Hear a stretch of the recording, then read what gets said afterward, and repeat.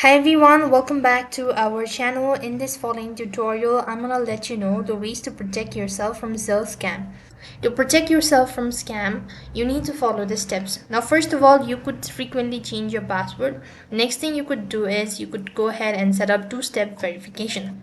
Now, apart from it, you could go ahead and think of you following the steps.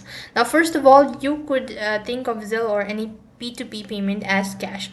Now you don't send cash to someone you don't know, right? So while Zelle is digital payment, it works like cash. Transactions are not reversible.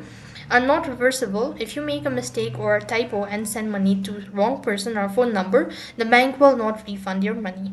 Likewise, you could see that never send money to yourself. That is, scammers will text or call a Zelle customer impersonating their bank through a variety of methods, including spoofing, claiming that your account has been compromised as a payment or a payment did not go through.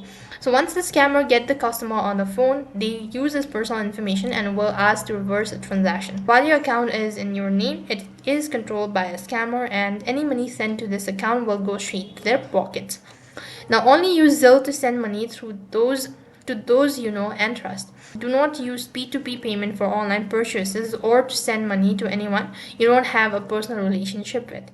You need to use a strong, unique banking transfer and enable two-factor authentication.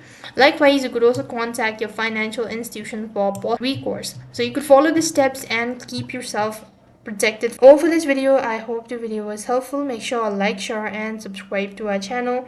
Thank you for watching. See you in the next video.